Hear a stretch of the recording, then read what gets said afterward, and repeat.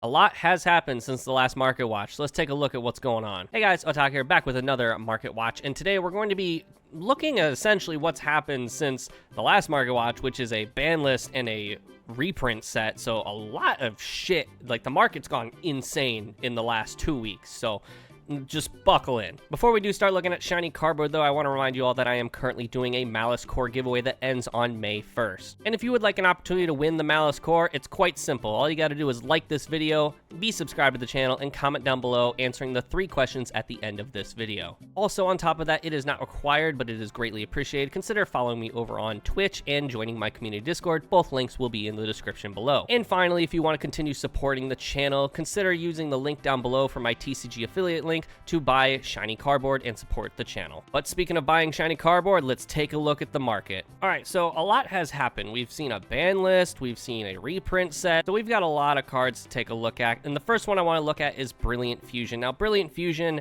came off the ban list from banned to 1. We are getting Gem Knight support here very soon. And so it was kind of inevitable that this was coming back, and it was in Stampede, and the Stampede rarities are like not much. I think the QCR is like 20 bucks. We're looking at the ultimate rare. I don't particularly like looking at high rarity cards because they are of course going to be more expensive, and there are cheaper options, but this is a very pretty ultimate rare. It's an old card. It's a card that came off the ban list, and realistically for an ultimate rare that is at 1, 30 bucks ain't bad. However, all that being said, like I said, there are vastly cheaper options. You could get the super rare from the Megatins, which is less than $1. The super rare from the Clash of Rebellions, again, less than $1.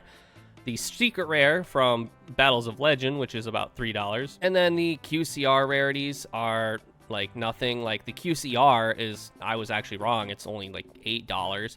So again, if you want like high rarity, like the highest rarity in this example is going to be the ultimate rare, and it's like $30-$40. That's not bad. Next, we're going to be looking at Mathmech cards. Circular came back to 1, and no people are happier than Malice players and Math players, just essentially Cybers players, because Circular can be played in Malice, it can be played in Mathmech.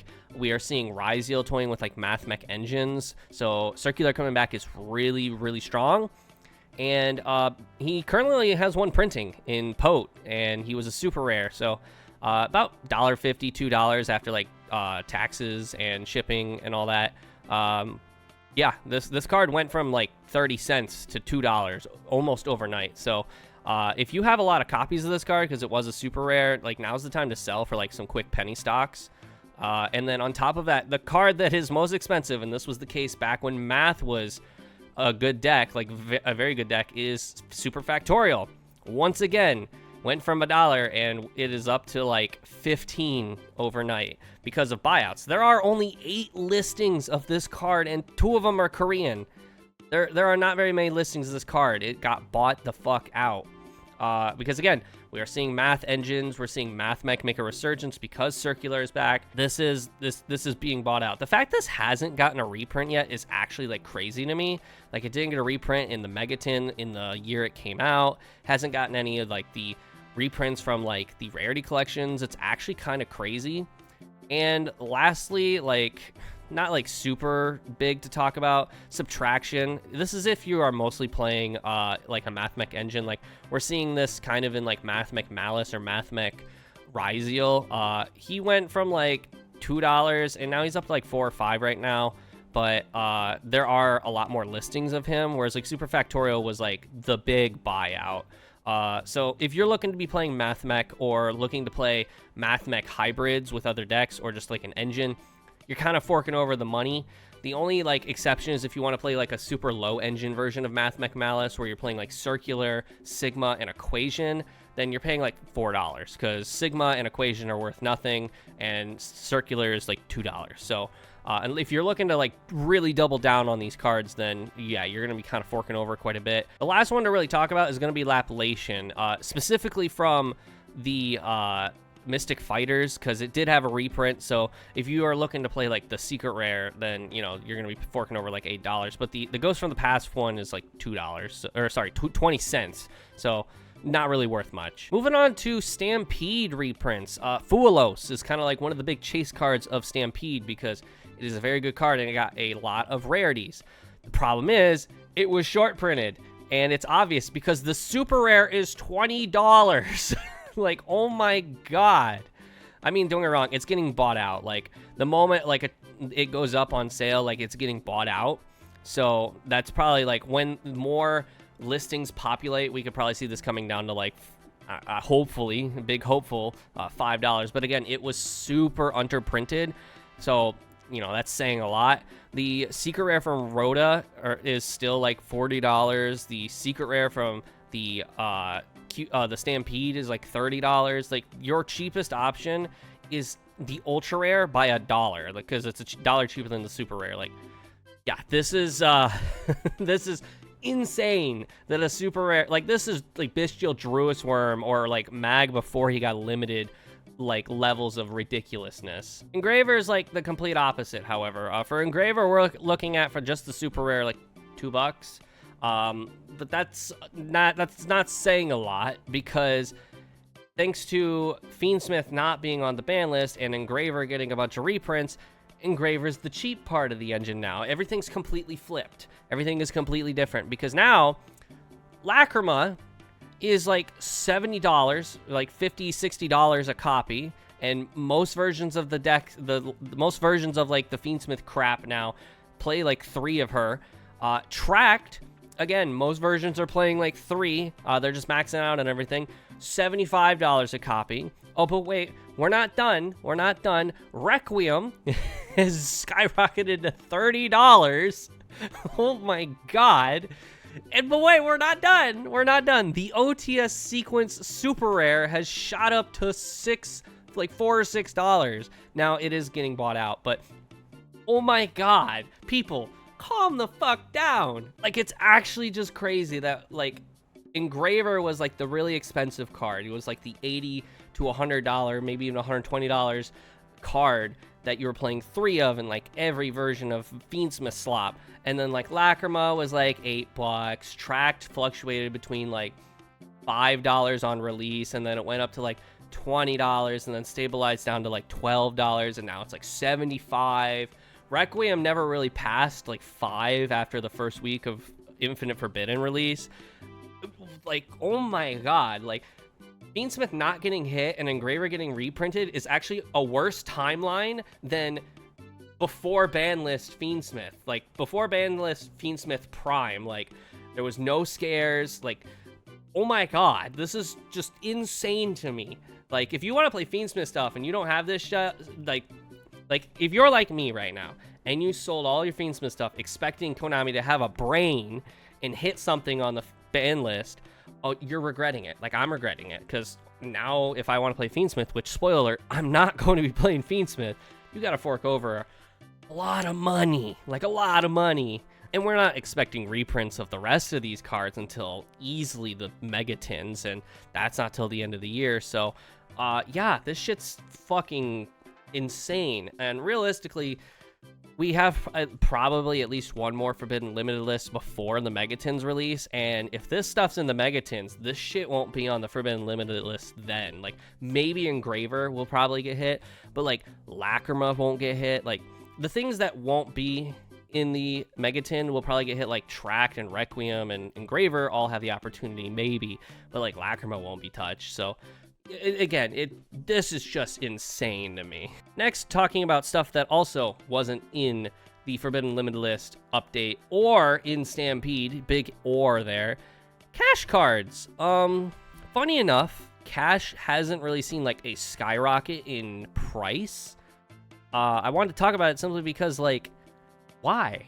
These are still like very good cards. And Fenrir has gone up like a little bit since the ban list dropped, but Fenrir Ultra Rares from Darkwing Blast were like at $10. Now he's up to like 20 a copy, because he was getting really cheap. He was getting like really cheap at one point. And like the secret rares, like also like $20-ish. This is probably the one that spiked the most. Like, you can see where the ban list dropped.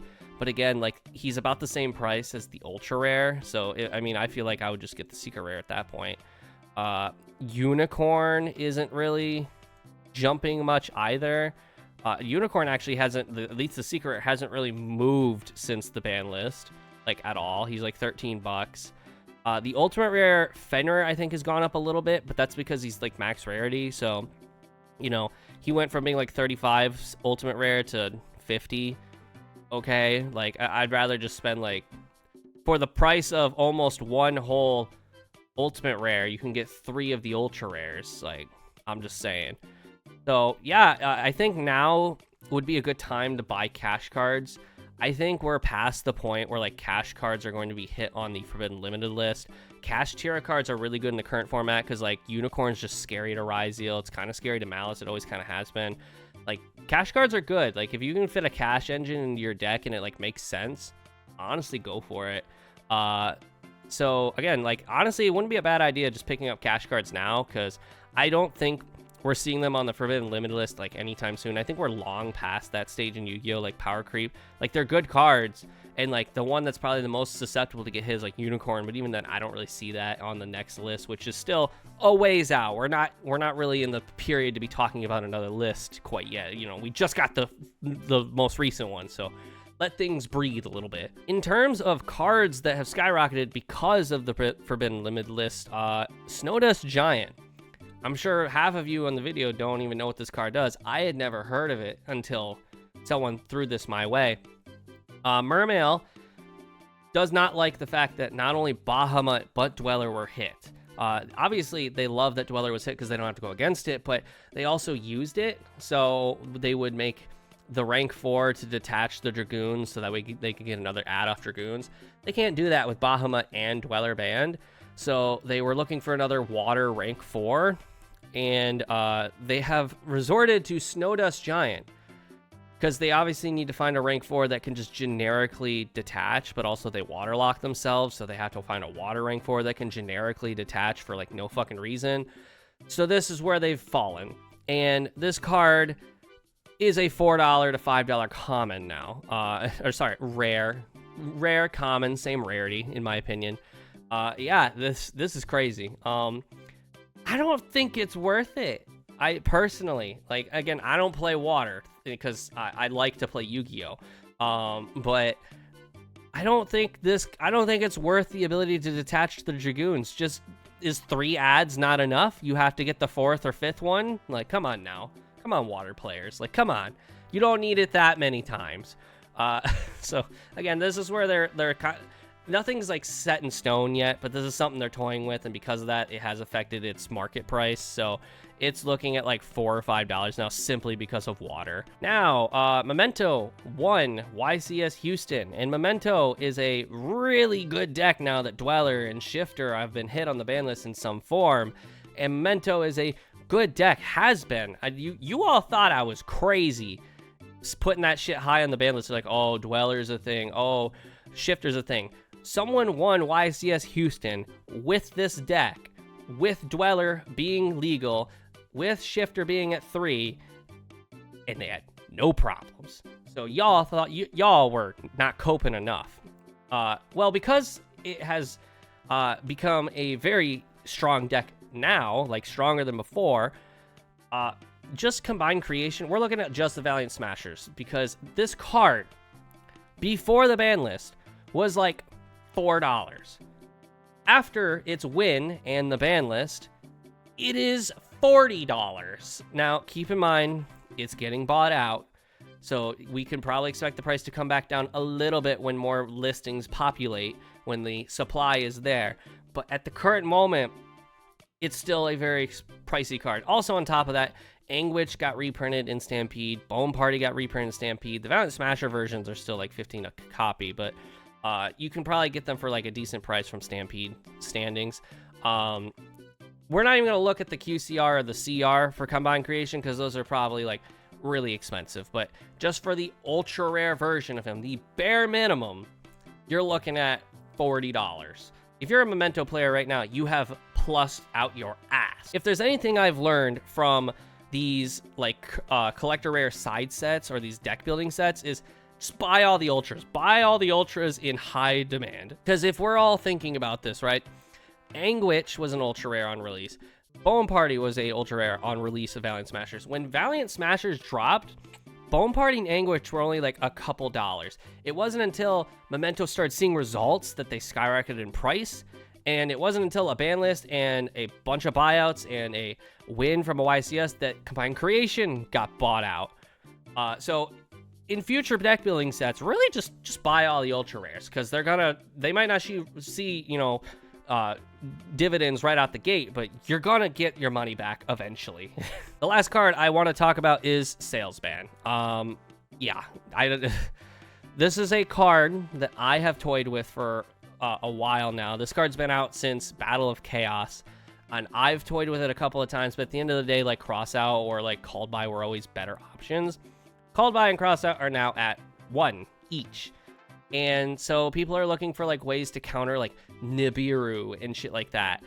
Salesman's the next option. Now, keep in mind, the secret rare is $10, but you can just buy the super rare from the 25th anniversary tins, and you're paying like 30 cents a copy. But even like, as you see here, like this is a lot more. Like it's up to like 25 cents a copy, and it was like cheap only like a couple weeks ago. And if we look here, just in the last, like, let's see here, let's go last 1 month, 1,800 copies have been sold of the super rare in the last month.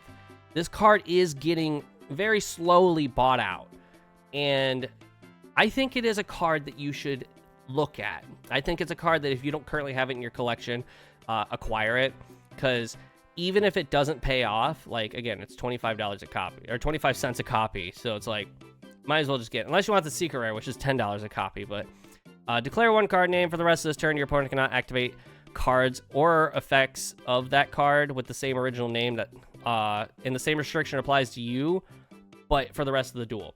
So you just call Nibiru. That turn, your opponent can't activate Nibiru, and then for the rest of the duel, you can't activate Nibiru. But you don't have to play the card like Crossout. It's not a quick play, so you would have to just kind of like shotgun it. Like you're going first, you go just turn like right out the gate, Salesman, call Nibiru. Even if your opponent doesn't have Nibiru, like you're just playing it safe. You're putting a blanket effect. Malice players are kind of starting to look at this simply because like the deck plays under Nibiru a little worse with Decoder banned, but that is all resolved in Alliance Insight. So it's all, I don't know how I feel about this card, but I think it is a card that wouldn't hurt to have in your collection just in case. I personally bought 40 copies of this card just in case. And that's really it for today's Market Watch. Again, there was a lot of movement. I know like there's a lot more I could have talked about with Stampede, but realistically, like the chase cards for Stampede were like Engraver, Fuelos, and like a bunch of high rarity stuff, like obviously the alternate arts, but like the alt arts are obviously expensive. I feel like I don't really have to talk about that. That's just common sense. Like alt art QCR Zeus is probably like $100, like no shit. Like it's a QCR exclusive, like no duh, it's gonna be expensive. Like I don't want to talk about just cards that are common sense going to be expensive if I can avoid it. And just a reminder once again that if you want to have an opportunity to win the Malice Core that will be given out on May 1st, be sure to leave a like on this video, subscribe to the channel, and answer the following 3 questions. Question number 1 is, what card did I talk about today that you think is just like the most outrageous price? Question number 2 is what card should I look at and talk about in next week's Market Watch? And question number 3 is, what card had me like the most flabbergasted in today's episode? I feel like I made it pretty obvious, but there are possibly 2 correct answers here. But other than that, I will see you all in the next video. See ya.